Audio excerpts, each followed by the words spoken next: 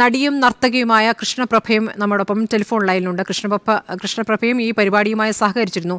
കൃഷ്ണപ്രഭ, താങ്കൾ ഈ പരിപാടിയുമായി എങ്ങനെയാണ് സഹകരിച്ചത്? നിങ്ങളുടെ സ്റ്റുഡൻസ് ആണോ ഈ പരിപാടിയിൽ പങ്കെടുത്തത്? അല്ലല്ല, സഹകരിക്കേണ്ടതായിരുന്നു. പക്ഷെ അന്ന് ഇന്നലത്തെ ഈ ഒരു ഇൻസിഡന്റ് വന്നപ്പോൾ നമ്മളുടെ ഒരു എന്റർടൈൻമെന്റ് സെക്ഷൻ ആയിട്ടായിരുന്നു, ഒരു സെപ്പറേറ്റ് ഒരു സെക്ഷൻ ആയിട്ടായിരുന്നു ഇവർ പ്ലാൻ ചെയ്തിട്ടുണ്ടായിരുന്നത്. അതായത് ഇപ്പൊ നമുക്ക് എല്ലാവർക്കും അറിയാവുന്ന പോലെ തന്നെ ഗിന്നസ് വേൾഡ് റെക്കോർഡിന് വേണ്ടിയിട്ട് 12,000 അടുത്ത് വരുന്ന ഡാൻസേഴ്സ് പെർഫോം ചെയ്തിട്ട് ഇവരുടെ ഗിന്നസിന്റെ ഒരു വാല്യുവേഷൻ ഉണ്ട്.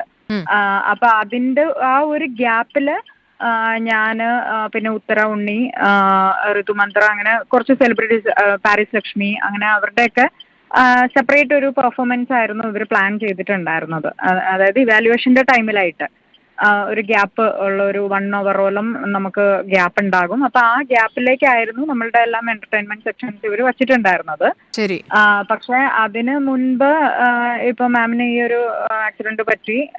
അപ്പൊ ഞാന് കാണുന്നത് ഞങ്ങളോട് കുറച്ചുകൂടെ ലേറ്റ് ആയിട്ട് വന്നാൽ മതി എന്ന് ഓൾറെഡി അവിടെ നിന്ന് ഇൻസ്ട്രക്ഷൻ ഉണ്ടായിരുന്നു, പറഞ്ഞിട്ടുണ്ടായിരുന്നു. അപ്പൊ ഞാൻ ഏകദേശം ഒരു 6:37 അടുത്താണ് ഞാൻ അങ്ങോട്ട് സ്റ്റേഡിയത്തിലേക്ക് കയറി ചെല്ലുന്നതും.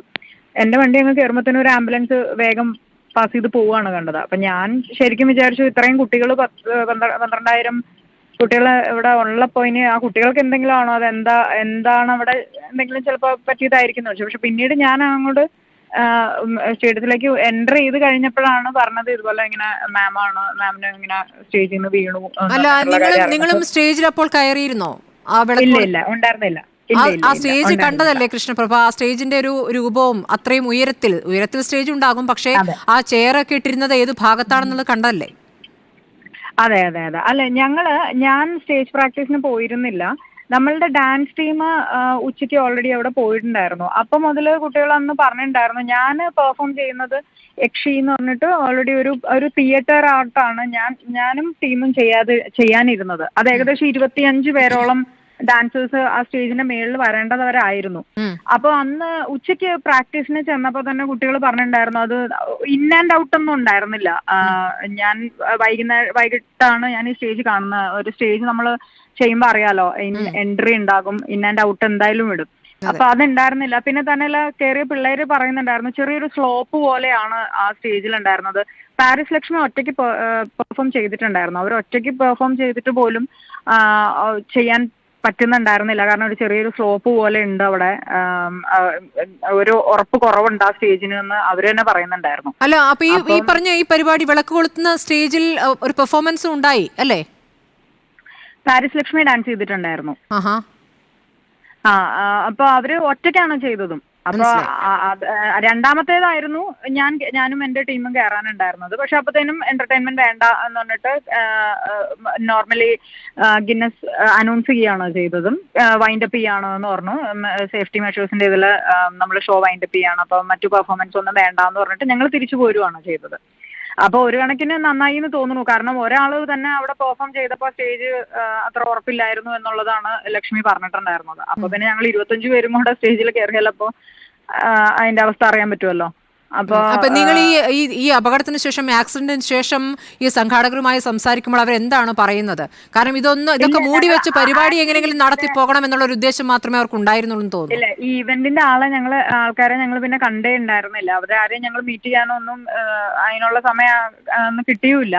പിന്നെ അവിടുത്തെ മെയിൻ ഒരു കാര്യം എന്താ വെച്ചാല്, ഇപ്പൊ മാം വീണത് ഫ്രണ്ടിലുള്ള വളരെ കുറച്ചു പേര് മാത്രമേ അറിഞ്ഞിട്ടുണ്ടായിരുന്നുള്ളൂ എന്നുള്ളതാണ് ഇന്ന് എനിക്കറിയാൻ പറ്റിയത്. അതെ, പകുതി പേരും അറിഞ്ഞിട്ടില്ല, സത്യമാണ്, അറിഞ്ഞിട്ടുണ്ടായിരുന്നില്ല. അതെ. അപ്പൊ ഫ്രണ്ടിൽ നിൽക്കുന്ന ഇപ്പൊ ദേവി ചേച്ചി ഫ്രണ്ടില് ഈ 12,000 പേരില് ചേച്ചിയുടെ 10 സ്റ്റുഡൻസ് പെർഫോം ചെയ്യുന്നുണ്ടായിരുന്നു എന്ന് പറഞ്ഞു. അപ്പൊ ഇന്നിപ്പോ ഞങ്ങൾ സംസാരിച്ചപ്പോഴാണ് ചേച്ചി പറഞ്ഞത്, ചേച്ചി ആ സ്റ്റേജിനോട് അടുത്താണ് നിന്നിരുന്നത്. അപ്പൊ അതുകൊണ്ട് ഇങ്ങനെ എന്തോ അവിടെ ഒരു ആൾക്കൂട്ടം കണ്ടു. അപ്പൊ ആരോടോ ചോദിച്ചപ്പോഴാണ് ഇങ്ങനെ മാം വീണതാണ് എന്ന് പറഞ്ഞു. അപ്പൊ അങ്ങനെ വളരെ കുറച്ചു പേരെ ഇത് അറിഞ്ഞിട്ടുള്ളൂ, ഇങ്ങനെ വീണിട്ടുണ്ടായിരുന്നു എന്നുള്ളത്. അത്ര ആൾക്കാരും എല്ലാം ഉണ്ടായിരുന്നല്ലോ. അപ്പൊ ഇവന്റിന്റെ ആൾക്കാരെ ഞങ്ങൾ പിന്നെ കണ്ടിട്ടുണ്ടായിരുന്നില്ല.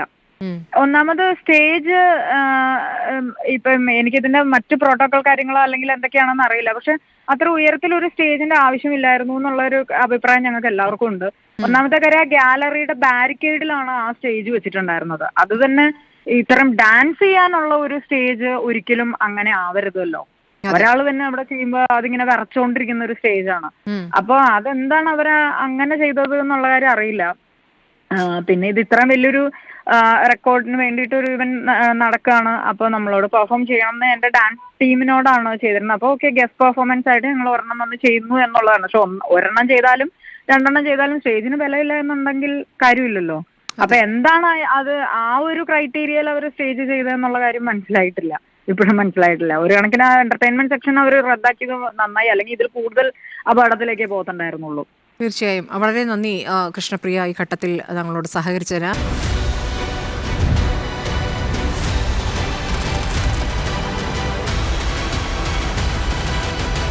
ഡിബേറ്റ് വിത്ത് സ്മൃതി പരുത്തിക്കാട്.